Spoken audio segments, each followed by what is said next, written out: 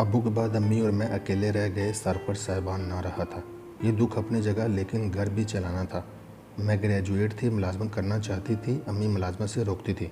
وہی گھسی پٹی بات کہ زمانہ خراب ہے۔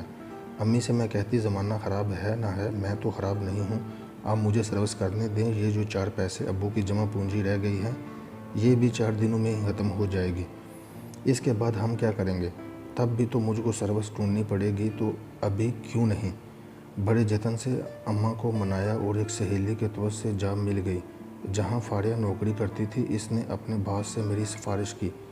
خوش قسمتی سے ایک اسامی خالی تھی جس پر انہوں نے کسی خاتون کو ہی تعینات کرنا تھا۔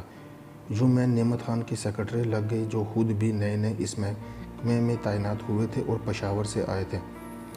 نعمت بہت سنجیدہ اور کم گو تھے، ہر ایک سے اخلاق سے ملتے، لیکن اپنے آفس میں کام کرنے والی لڑکیوں سے بہت کم بات کرتے، تاہم ان سے عزت سے پیش آتے۔ ان کی یہی بات مجھے پسند تھی، میں بھی دل ہی دل میں ان کی عزت کرنے لگ گئی تھی۔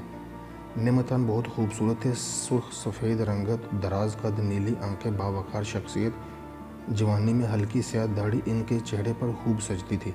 رکھ رکھاؤ سے کسی اعلیٰ افسر خاندان کے چشم و چراغ معلوم ہوتے تھے۔ اس دفتر میں چونکہ ایک طرح سے ان کی معاون طور پر کام کر رہی تھی، تب بھی ان کے ساتھ میرا زیادہ واسطہ رہتا تھا۔ ان کے ساتھ کام کرتے 2 سال گزر گئے تھے۔ 2 سال میں ایک دن بھی انہوں نے کوئی ایسی بات نہ کی تھی کہ جو مجھے بری لگی ہو۔ وہ میرا اس قدر خیال کرتے تھے جیسے میں ان کے گھر کی خاتون ہوں۔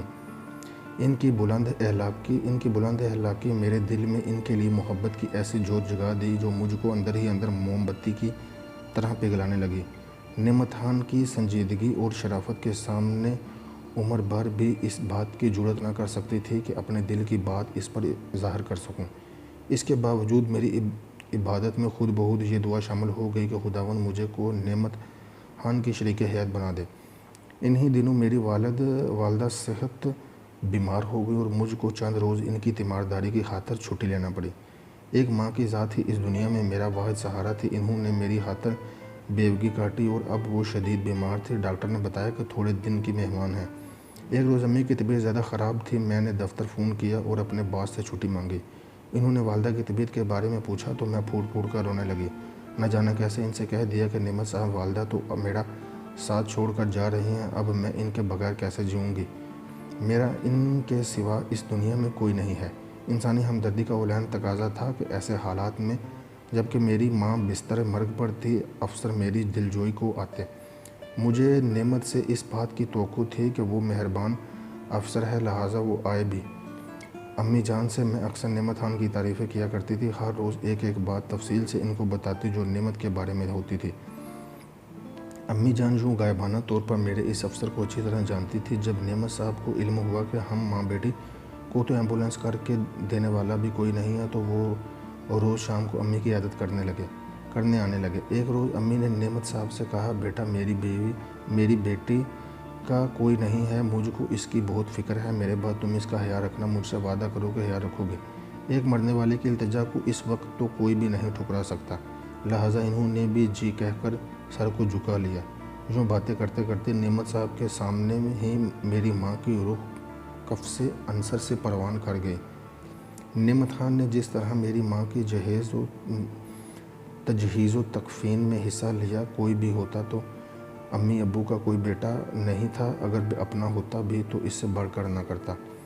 اب میرے یہ افسر صاحب اچھی طرح سے میرے مسائل سے واقف ہو چکے تھے۔ میں اب تنہا جان کے بغیر اس گھر میں اکیلی نہ رہنا چاہتی تھی۔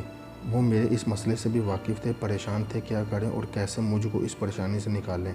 وہ خود اپنے گھر اپنے شہر سے دور تھے، کرائے پر رہ رہے تھے، وہ بھی اکیلے غیر شادی شدہ تھے، مجھ کو اپنے گھر میں نہیں رکھ سکتے تھے۔ دوسرا حل یہ تھا کہ میں اپنے کسی رشتہ دار کے گھر ہوں یا پھر نعمت خان کے کسی واقف کار کے ہاں، جن کی فیملی ساتھ رہتی ہو، اس سے التجا کریں کہ وہ میرا اپنے گھر میں رہنے کا بندوبست کر دیں۔ انہوں نے مجھ سے کہا کہ تم چاہو تو میں اپنے ایک دوست سے بات کر لوں جس کی فیملی ساتھ ہی تھی، تو ان کے ساتھ رہ لو۔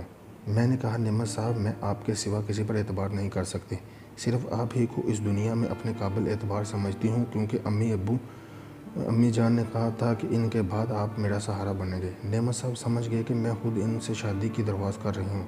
کیونکہ میں جانتی تھی کہ وہ شادی شدہ نہیں تھے۔ تم اچھی لڑکی ہو اور تم جیسی لڑکی کو سہارا دینا نیکی کا کام ہے، لیکن میں مجبور ہوں۔ میری منگنی عرصہ قبل چچا زاد سے ہو چکی ہے، جو عمر میں مجھ سے 15 برس بڑی ہے۔ وہ گاؤں میں بیٹھی میرا انتظار کر رہی ہے۔ اپنی خاندانی روایت کی وجہ سے میں اس سے شادی کرنے پر مجبور ہوں۔ میں بغیر ٹھوس وجہ کے اس سے شادی سے انکار نہیں کر سکتا، مثلاً یہ کہ اس کے کردار میں کمی ہو، لیکن یہ بھی نہیں ہے وہ بد چلن نہیں ہے بلکہ باکردار اور نیک چلن ہے۔ میں بچپن کے اس بندھن سے پالن کرنے پر مجبور ہوں۔ یہ ہماری خاندانی روایت ہے۔ ہمارے یہاں منگنی بھی نکاح کے بندھن جیسی ہوتی ہے۔ آپ کی منگیتر آپ سے 15 برس بڑی ہے، پھر بھی آپ اسے شادی کرنے پر راضی ہیں۔ کیا یہ شادی بے جوڑ نہیں ہے؟ وہ دیہاتی عورت ہے، پڑھی لکھی بھی نہیں ہے، ہودارا۔ کچھ تو سوچو، آپ کہیں مجھ سے انکار کرنے کی تو ایسی کہانی نہیں بنا رہے جس پر یقین کرنا محال لگ رہا ہے؟ ہرگز نہیں، میں حرف بحرف سچ کہہ رہا ہوں، میں واقعی تم سے شادی نہیں کر سکتا۔ اس طرح صاف انکار سن کر مجھ کو صدمہ ہوا۔ میں بیمار پڑنے لگی، دفتر بھی نہ جا سکی۔ اس پر ستم یہ کہ محلے کا ایک گنڈا مجھ کو اکیلے رہتے پا کر میرے پیچھے لگ گیا۔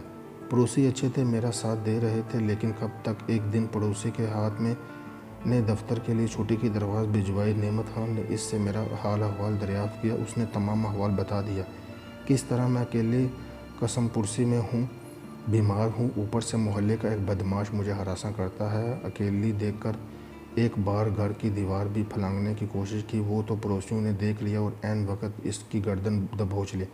یہ تمام احوال سن کر نعمت صاحب واقعی بہت پریشان ہوئے، کیونکہ ان کے انکار کی وجہ سے ہی بیمار ہوئی تھی۔ گھر پر وہ مجھے دیکھنے آئے اور میری حالت کے پیش نظر مجھے اسپتال داخل کروا دیا۔ میری حالت دیکھ کر ان کے ضمیر نے انہیں مجبور کر دیا کہ وہ مجھ کو حقیقی معنوں میں سہارا دیں۔ انہوں نے ڈھارس دی، کہا کہ تم اچھی ہو جاؤ، میں تم کو حقیقی سہارا دوں گا، اس کے بعد جو بھی ہوگا ہم بھگت لیں گے۔ ان کے دلاسے نے اسے دوا سے زیادہ ترقیاتی کام کر دیا تھا۔ میں جلد صحت یاب ہو گئی۔ تب انہوں نے اپنا وعدہ پورا کیا اور مجھ سے نکاح کر کے اپنے مکان میں لے آئے۔ انہوں نے واقعی صحیح کہا تھا، کیونکہ مجھ سے شادی کے بعد اب وہ گاؤں نہیں جا رہے تھے۔ گھر سے کئی خط آئے، انہوں نے بہانہ کر دیا۔ 2 سال گھر نہ گئے، ہم خوشگوار ازدواجی زندگی گزار رہے تھے، لیکن ایک فکر تھی جو مسلسل ان کو لاحق تھی۔ وہ ایک سرحدی گاؤں سے تعلق رکھتے تھے اور اپنے گاؤں یوں نہ جاتے تھے کہ وہاں ان کی منگیتر شیزہ ان کے انتظار میں تھی۔ ان کی برادری ان کی منتظر تھی کہ یہ آئیں تو ان کی شادی شیزہ سے کروا دیں۔ اسی ڈر سے یہ والدین سے ملنے گاؤں نہیں جا رہے تھے۔ ان کی والدہ کے خط آتے تو لکھ بھیجتے کہ چھٹی نہیں ملتی، جو ہی چھٹی ملی گی تو آ جاؤں گا۔ ایسے بہانے اور کب تک چلتے؟ وہ یہ بھی نہ چاہتے تھے کہ ان کے گھر پر میرے اور ان کے نکاح کا راز کھل جائے۔ کہتے تھے کہ راز کھل گیا تو ان کے رشتہ دار ہی ان کی جان کے دشمن بن جائیں گے، کیونکہ ہم قبائلی جو کول دیتے ہیں اس کو برا کرتے ہیں، اس سے پھرتے نہیں ہیں۔ نعمت نے بتایا کہ میرے والد نے میرے چچا کو کول دیا تھا کہ وہ شیزہ کو اپنی بہو بنائیں گے تو مجھ کو اپنی منگیتر سے شادی کرنا ہی پڑے گی، چاہے وہ بوڑھی ہو چکی ہو۔ اب وہ کسی اور کی بیوی نہیں بن سکتی، یہ ہمارا رواج ہے۔ ایک دن میں پڑوس کی بچی کی سالگرہ کی تقریب سے لوٹی تو دیکھا کہ نعمت خان کے کچھ رشتہ دار ان سے اصرار کر رہے تھے کہ ہمارے ساتھ گاؤں چلو۔ انہوں نے نعمت خان کو اس قدر مجبور کیا کہ انہیں راہتے سفر باندھنا ہی پڑا، لیکن وہ مجھ کو ساتھ نہ لے جانا چاہتے تھے، جبکہ میں ان کو تنہا گاؤں جانے دینا نہ چاہتی تھی۔ میرا خیال تھا کہ اگر میں ان کے ہمراہ ہوں گی تو وہ لوگ بھی اپنا فیصلہ بدلنے پر مجبور ہو جائیں گے اور نعمت خان کو دوسری شادی کرنے پر مجبور نہ کریں گے۔ میں بھی منت سماجی کر کے ان کو روک لوں گی کہ وہ میرے شوہر کی دوسری شادی کر کے ہماری پرمسرت زندگی کو برباد نہ کریں، جبکہ نعمت خان آخری وقت تک منع کرتے رہے کہ تم مت چلو ورنہ وہاں حالات اور زیادہ خراب ہو جائیں گے۔ مجھ کو وہاں لے جا کر گاؤں میں پابند کرنے کی ایک چال نہ بن جائے۔ جو لوگ ان کو لے جا رہے تھے، میں ان میں سے 2 نعمت خان کے اپنے سگے بھائی تھے اور تیسرا شخص اس منگیتر کا بھائی تھا۔ جب میں کسی طور نہ مانی تو نعمت نے کہا کہ اچھا، جیسی تمہاری مرضی، مگر سمجھ لو کہ ہمارے رواج بہت سخت ہیں۔ یہ لوگ میری شادی میری منگیتر سے ضرور کریں گے، خواہ تم وہاں موجود ہو یا نہ ہو۔ یہ لوگ اس بات کی پرواہ نہ کریں گے۔ واقعی ایسا ہی ہوا۔ گاؤں پہنچتے ہی میرے سرتاج کے رشتہ داروں نے اعلان دیا کہ فلاں دن نعمت خان کی شادی ہے، اور انہوں نے بغیر میری پرواہ کیے شادیانے بجانے شروع کر دیے۔ میں حیران تھی، یہ کیسے لوگ ہیں؟ میری نعمت خان کی منقوہ زندہ سلامت گھر ان بیٹھی تھی اور یہ مجھ پر سوکن ڈالنے میں نہیں ہچکچا رہے تھے۔ یہ عورت بیٹھی ہے تو بیٹھی رہے، یہ اپنی مرضی سے آئی ہے، وہ جو نعمت خان کی منگیتر بچپن سے بیٹھی ہے، اس کے انتظار میں بوڑھی ہو رہی ہے، حق تو اس کا ہے، یہ نکاح تو ضرور ہوگا۔ پھر نعمت خان کی مرضی کہ وہ اپنی منکوحہ کو ساتھ لے کر جائے یا یہیں چھوڑ کر جائے، اس پر کوئی اعتراض نہ ہوگا۔ میں نے ماڑے تجسس کے نعمت خان کو چچی کے کمرے میں اس کی منگیتر کو دیکھا، جس کا نام وہ شیزہ لے رہے تھے۔ وہ 45 سے اوپر کی تھی، ایک سن رسیدہ، موٹی لیکن گھوڑی چٹی نیلی آنکھوں والی عورت تھی۔ وہ کسی صورت نعمت خان کے جوڑ کی نہ تھی، نعمت کا کوئی قصور نہ تھا، وہ تو اس لڑکی سے بالکل بھی شادی نہیں کرنا چاہتا تھا، مگر ماڑے بندے اس نہ جانے کیوں یہ سب کچھ ہو رہا تھا، اور وہ بھی اس ترقی یافتہ صدی میں تھے۔ اب تک تو میں یہی سمجھ رہی تھی کہ نعمت عین وقت پر کوئی ٹھوس قدم اٹھائیں گے اور یہ شادی نہ ہوگی، مگر یہ میری خالہ ہم خیالی تھی۔ کچھ معجزہ نہ ہوا اور معمول کے انداز میں شادی ہو رہی تھی۔ مجھے موقع ملا تو میں نعمت سے رو کر شکوہ کیا کہ یہ کیا کرنے جا رہے ہو، تم تو عورتوں سے بھی زیادہ بزدل اور بے بس نکلے ہو، چپ چاپ تماشا بن رہے ہو اور تماشا دیکھ رہے ہو، تمہارے پڑھے لکھے ہونے یا افسر ہونے کا کیا فائدہ ہوا؟ میں جان دے دوں گی مگر یہ نہ ہونے دوں گی۔ یہ بھی کر کے دیکھ لو، اس نے کہا، ان پر کوئی بات کا اثر نہ ہوگا۔ یہ لوگ اٹل فیصلے کرتے ہیں اور جو صحیح سمجھتے ہیں کر گزرتے ہیں، چاہے کسی کی جان جائے یا وہ پاگل ہو جائے، ان کی پرواہ نہیں کرتے۔ شکر کرو کہ انہوں نے تم کو اپنے گھر میں عزت سے بٹھایا ہوا ہے، نکال باہر نہیں کیا اور نہ ہی مجھے تم کو طلاق دینے کا کہا ہے، تو کیا یہ بڑی عافیت کی بات نہیں ہے تمہارے لیے؟ اس نے مزید مجھے سمجھایا کہ میری منگیتر کے 4 بھائی ہیں، اگر میں نے شادی سے انکار کیا تو ان کی بندوقوں کی نالیاں میرے سینے پر ہوں گی، وہ نسل در نسل ہمارے دشمن ہو جائیں گے۔ ایک میری جان لے کر ہی یہ قصہ ختم نہیں ہوگا، ہمارے بڑے چھوٹے بچے سبھی اس خودانہ ہونہوار مارکا کی لپیٹ میں آ جائیں گے۔ تم قبیلے کی روایت کو نہیں سمجھ سکتی، میں نے کہا، ہم بھاگ نکلتے ہیں۔